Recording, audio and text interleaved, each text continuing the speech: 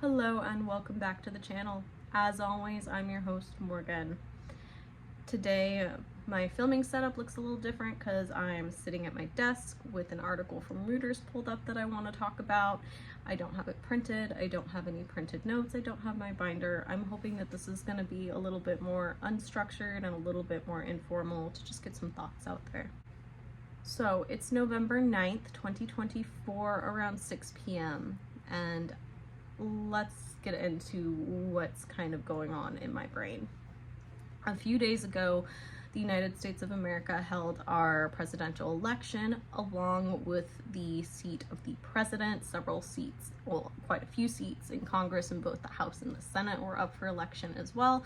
And then of course there were elections on the local level from state all the way down to like city as well. The results of this election, I'm sure most people already know, no matter where they are in the world, unless you have the pleasure of living under a rock and the only media you consume are my videos. If that's the case, thank you. I appreciate you, but I doubt that's the case. Donald Trump was elected to the White House again. For those of you that don't know, which I sure hope most of you do know, back in 2016, Donald Trump was elected. He did not win the election in 2020, but now he has won this election in 2024. A lot of people have a lot of emotions right now that range from concerned to absolutely terrified, and they have very good reasons. Never mind the fact that many economists have absolutely trashed the economic plan that Trump talked about in his campaign.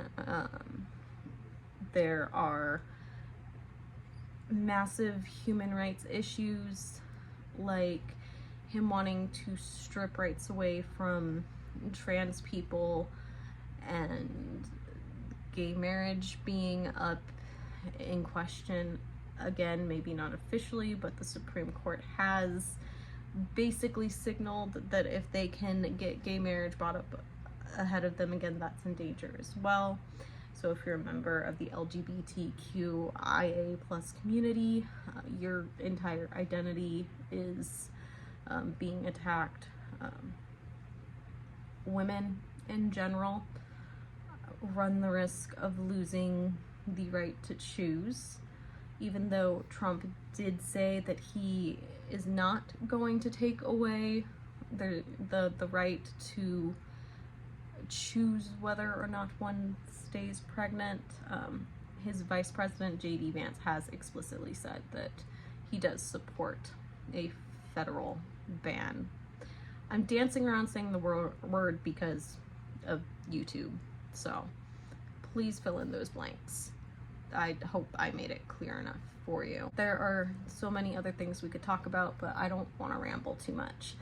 I want to talk a little bit more about some of the environmental stuff because yesterday some things dropped that I feel like I need to comment on, because things are already being said and this administration isn't even officially in power yet.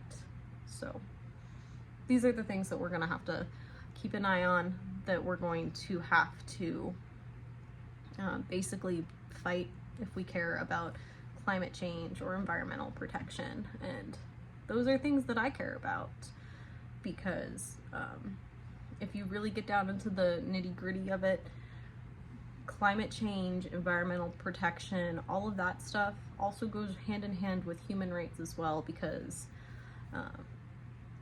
a healthy environment and managing climate change, it increases human health, and it goes down from there. This Reuters article is talking about how Trump is already preparing to withdraw from the Paris Climate Agreement again. I mean, he technically did that during his first administration, and I was displeased with that already at that time. So Let's kind of read this and comment together. It's not a long article. U.S. President-elect Donald Trump's transition team has prepared executive orders and proclamations on withdrawing from the Paris Climate Agreement and shrinking the size of some national monuments to allow more drilling and mining, the New York Times reported on Friday. Trump is also expected to end the pause on permitting new liquefied natural gas exports to big markets in Asia and Europe and revoke a waiver that allows California and other states to have tighter pollution standards, according to the report. Let's kind of digest those first. They're separated like paragraphs, but they're really just sentences. Let's digest that a little bit. So, yeah, we already knew that he was going to personally start attacking the environmental protections that have been put into place. I'm sure part of it is because rejoining the Paris Accord and all of that, he probably feels personally victimized by, because he's a small man with an ego that is easily injured, and his pride is probably the most important thing to him, in my opinion. Currently, there's a pause on permitting the liquefied natural gas exports right now. It'll talk about it a little more later in the article, because there's been an order for like an environmental review and economic review for that. And yeah, Trump already wants to end that. It should be pretty clear that I am of the opinion that is also backed by papers and books that I have read, that we shouldn't be trying to drill for more natural gas and fossil fuels anyway, which also brings us to him wanting to shrink the size of national monuments to allow more drilling. He already kind of did that in his first administration with Bears Ears National Monument. He already reduced the size of that. That being said, Biden hasn't been great on like drilling for oil and stuff like that either. I'm not defending Biden or his administration. There's definitely lots to be desired in decisions that he has made as well. But this is already the first step in Trump's plan to basically fuck our environment.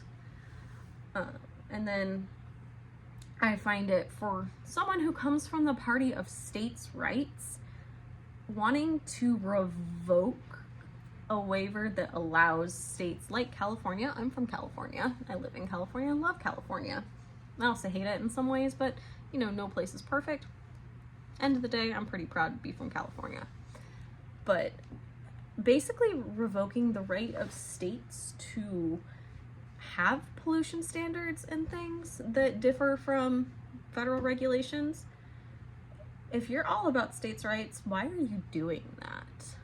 The only thing that I can think would be a reason, this is alleged of course, would be because your good buddy Elon Musk, as well as other people, I'm sure would like that to happen, because that is allegedly one of the things that Elon Musk doesn't like about California, is that we have more environmental regulations than, say, Texas.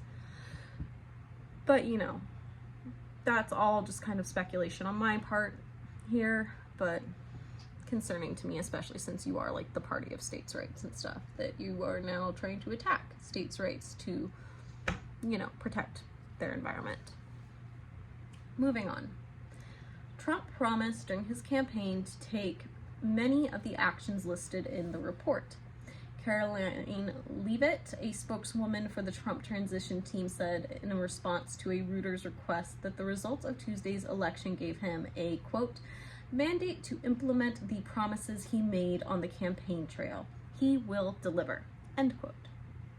The administration of President Joe Biden paused approvals of the new LNG exports, so the natural gas, in January in order to complete a study on the environmental and economic impact of the exports. The U.S.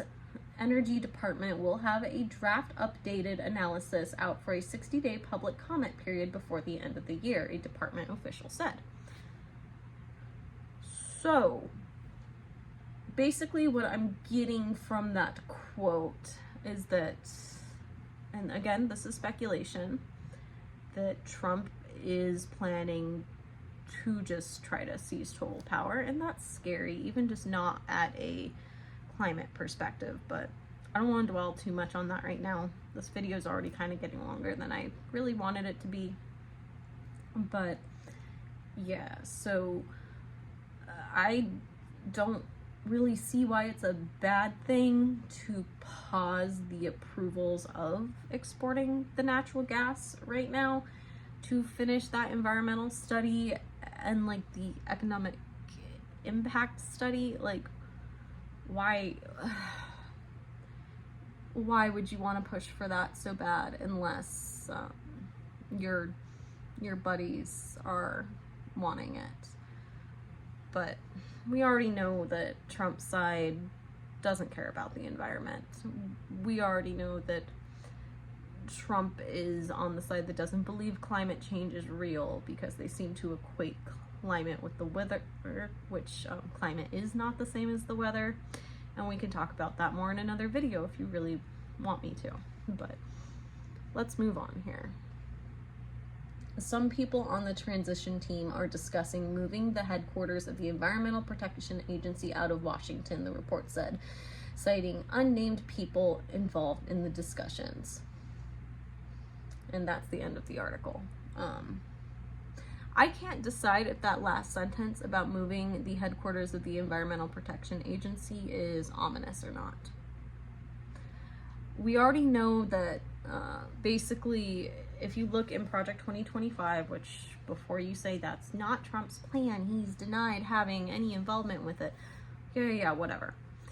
The people he surrounds himself with do want to enact Project 2025 and have been very clear about that. His own vice president wrote the foreword to it. Project 2025 and Agenda 47 are very, very similar. So don't for a minute think that enacting what is in Project 2025 is not part of Trump's plan, whether it is consciously in that orange head of his or not. Because as long as he's surrounded by yes men and they make it and think it's his idea, he's likely to enact it, which means dismantling like the Environmental Protection Agency, attacking the Department of Education and gutting that. And yeah, it looks pretty bleak right now. I mean, already with Trump not even inaugurated yet, that won't happen till January. We're seeing things like this article that we just read together. I believe, if I'm not misremembering, it was the day after the election on, I believe, a university in Texas, but I may be incorrect there. People went on campus with signs saying, women are property, your body, my choice. There's already a dangerous base that are empowered, and then people are genuinely questioning why women and members of minority groups are scared right now. And honestly, all I have to say is if you are questioning why people are scared, you're part of the problem. Please wake up.